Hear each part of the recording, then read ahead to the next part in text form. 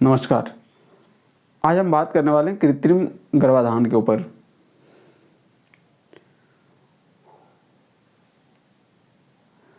ये कृत्रिम गर्भाधान क्या होता है, इसके बारे में आज डिटेल हम जानकारी देंगे। बहुत कम लोग जानते हैं वास्तव में पुरुष के वीर्य के शुक्राणुओं की कमी के कारण होने वाले बांझपन को दूर करने की यह आधुनिक विधि है, जिसके अंतर्गत गर्भाधारण के लिए महिलाओं को गर्भाशय में कृत्रिम विधि से बिना सहवास के शुक्राणुओं को प्रवेश कराया जाता है, ताकि वे डिम्ब फर्टिलाइज गर्भाधान कर सके और भ्रूण का निर्माण कर सके। यह विधि बांझपन दूर करने के लिए असिस्टेड रिप्रोडक्टिव टेक्नोलॉजी के अंतर्गत आती है। इसमें पति के या फिर स्पर्म वीर्य के बैंक से किसी अनजान डोनर दानदाता के शुक्राणु लिए जाते हैं। और अभी स्पर्म वीर्य बैंक क्या है?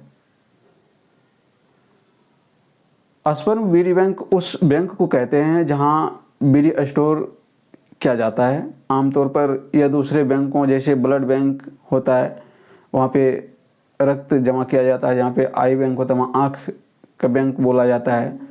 दूसरे कमर्शियल बैंक व्यापारी बैंक की तरह होता है। ब्लड बैंक में ब्लड आई बैंक से आँख और वीर्य बैंक से वीर्य स्टोर किया जाता है। यहाँ दो तरह की वीर्य स्टोर किया जाता है, एक खुद का तथा दूसरा डोनर का।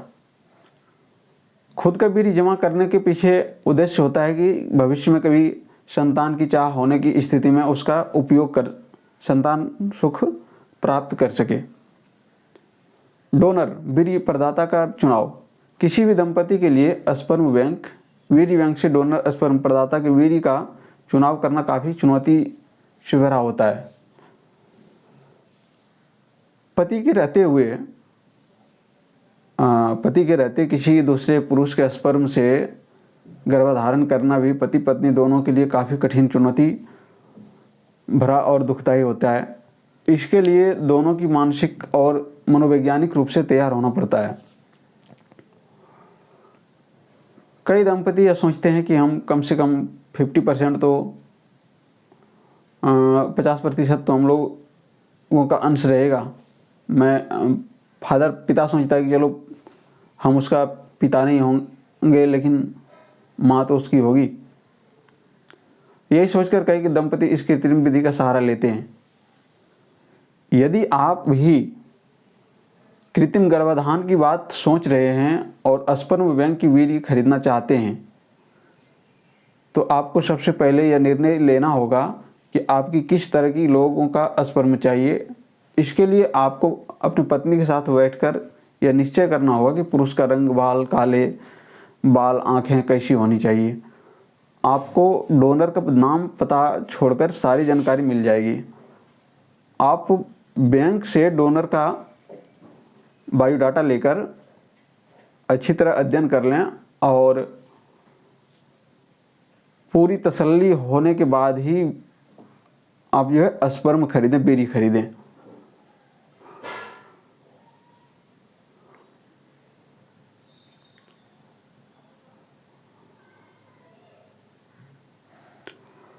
इस विधि को अपनाने वाली महिलाएं पूर्ण रूप से स्वस्थ होनी चाहिए। उसे न तो हार्मोन संबंधी और न ही प्रजनन संबंधी कोई बीमारी होनी चाहिए। उसका मासिक नियमित और गर्भाशय का कैंसर, क्षय रोग, ल्यूकोरिया, सिफिलिस जैसी गुप्त रोग भी नहीं होनी चाहिए। मरीज के फैलोपियन ट्यूब की कोई बीमारी ना हो और कम से कम एक नई नली खुली होनी चाहिए, ताकि फर्टिलाइजेशन गर्भाधान की क्रिया सफलतापूर्वक पूरी हो सके। इसके लिए चिकित्सक द्वारा मरीज को लेप्रोस्कोपिक विधि तथा गर्भाशय में पाई जाने वाली खराबी के जांच के लिए पेप स्मेयर एग्जामिनेशन कराने की सलाह दी जाती है।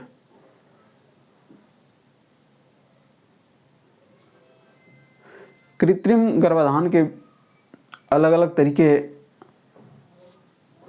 सबसे पहले उचित काउंसलिंग के बाद दंपति से कृत्रिम गर्भधारण के लिए हस्ताक्षर कराया जाता है। महिला की कम से कम एक फैलोपियन ट्यूब खुली होनी चाहिए। ऐसी महिला का ही इस विधि से गर्भ ठहर सकता है। समझ लीजिए कि उसका एक फैलोपियन ट्यूब खुली होनी चाहिए। ओवरी में अंडे का निर्माण हुआ है या नहीं हुआ है और ओवरी से अंडा कब बाहर निकलने वाला है, इसका भी पता लगाना होता है। महिला के मासिक चक्र की निगरानी करनी होती है। इसके लिए चिकित्सक वैश्विक बॉडी टेम्परेचर पर निगरानी रखते हैं, इसकी बॉडी की टेम्परेचर क्या है। इस विधि से गर्भाधारण के बाद सामान्य सहवास के द्वारा गर्भाधारण वाली स्थिति होती है। यहाँ यह ध्यान देना जरूरी है कि कृत्रिम गर्भाधारण और डोनर की पहचान को दृढ़तापूर्वक गुप्त रखना होगा। इस बात को अपने बच्चों, अपने दोस्तों तथा सगे